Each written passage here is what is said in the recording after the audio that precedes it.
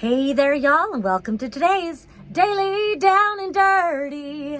My name is Fairlight. Welcome to Airy Fairy Tarot. All right, y'all, so we only had 2 cards come out today, but there's so much imagery in these cards that I might end up talking for 10 minutes anyway. And so the first card that came out was the 3 of Cups, and then the second card that came out was face down, so we'll just let that be a mystery card for a minute. And the thing that really struck me about this particular 3 of Cups, I really appreciate decks that kind of go their own way. They find their own interpretations for what the tarot means to them. And this deck is certainly one of those. I wish I could remember what it's called. Something like the Dreamer's Tarot or something like that. I don't know. But what really struck me is that the 3 of Cups in this deck is called love. And normally love is more attributed to the 2 of Cups. There's 2 people, you know, it's like soulmate kind of love. The 3 of Cups is usually about a celebration, or like in the Thoth deck, it's called abundance. So I was like, what is this, some sort of polyamory? No, I'm just kidding. What do they mean by love with the 3 of Cups? So I started getting all these different ideas about it. One made me think of how, like on the Lover's card, there's 3 beings on that card normally. There's the 2 lovers, and then there's the angel that is blessing their love or pulling their love together. And then I started looking really closely at this card, and what caught me so much was all the gold. And I'm sorry for the ring light reflection on there, but if you can see that there's like this ocean back here, and it's kind of a dark ocean, but all you can see is the gold. And then you look up here and it's like golden stardust. And so it was just making me feel like, oh, this is like a spirit kind of love. This is, and then I started realizing, like this vase pouring flowers out, that it is a reflection of abundance. All these, I don't know, the fish and all of that, all of this water flowing, and there's golden water down here. And so I started wanting to go off into the realm of what does gold mean?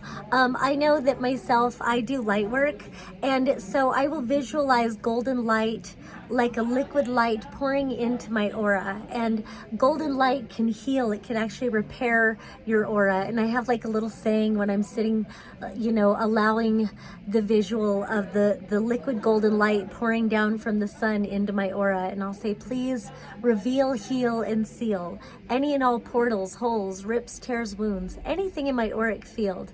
And so just allowing that gold to repair. But there was something about the golden stardust also that really caught my attention, because we are all stardust. We are all stardust. Everything is stardust. We truly are the made up from the pieces of eternity. We are infinity. We are the expression of the prime expression. You know, we are stardust. And so there's something about that golden love and the abundance that flows forth there. And there is something about that abundance where it just feels like you can manifest all that you want. All will always flow to you as long as you attune into that liquid gold, that golden, you know, love and light and all of that pouring into you. So then the mystery card that we had was the Emperor. And, you know, this kind of took me back a little bit because, you know, with all this divinity that came through while I was studying this card, the Emperor, it almost felt like a god energy. And, you know, I'll admit that I don't really attune too much into the masculine divine as much as I could. I just feel like there's been such a saturation of visualizing the masculine as being the divine, or the divine as being masculine. I really truly tend to connect into the feminine principle, the feminine divine goddess. And so in some ways, maybe there is a new divine masculine principle that's calling us back into receiving some sort of golden love and bringing that blendedness into ourselves. And just know that when I speak in these terms of masculine and feminine, I've said it before and I'll always say it, you know, I trust those doctors and those beings who, you know, attribute us to being non-binary. We are complete systems unto ourselves, and if you don't agree with that, then whatever. I do.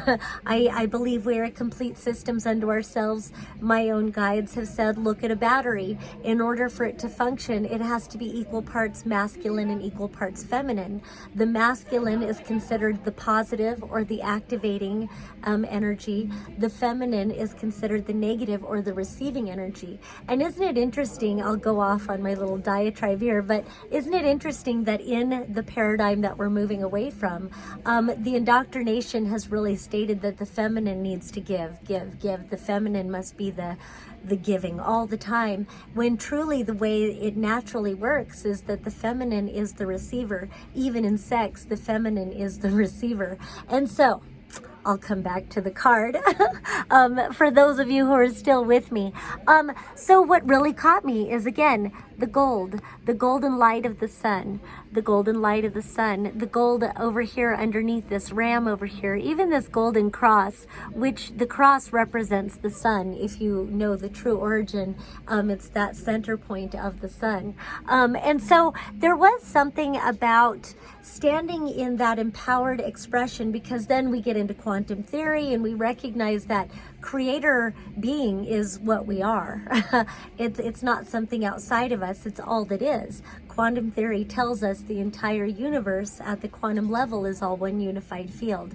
And so it does feel like imbuing yourself with this godlike energy and with the gold, and it does feel like we are embracing some sort of new creation from our own unique perspective. And what else really caught my eye on this card is these hands holding this pile of dirt with this little seedling, this tree growing out of it. And so it really feels like it's about nurture. It's about nourishing and nurturing those things into being. And that takes a lot of patience. It takes a lot of cultivation, a lot of investment into, time and energy put into cultivating this new seedling. And so again, coming back to this card and the gold of receiving all of the abundance and being very intentional about what it is that we are cultivating in our lives. And then we have this eagle overhead, and that really speaks to me as well, because to me, and I guess to many people, eagles can represent vision. They have such wonderful eyesight.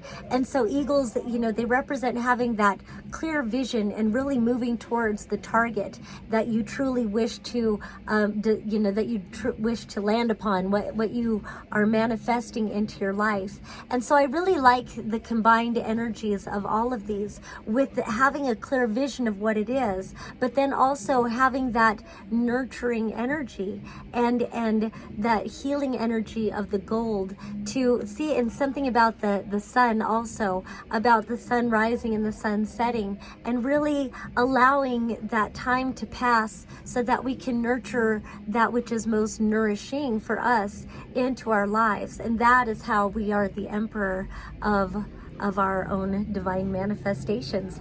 So kind of went off in la la land there, but I told you I'd be able to talk about these two cards for a while. All right, well, that's all I have for today. The message today is about gold. All right, peace and love until next time.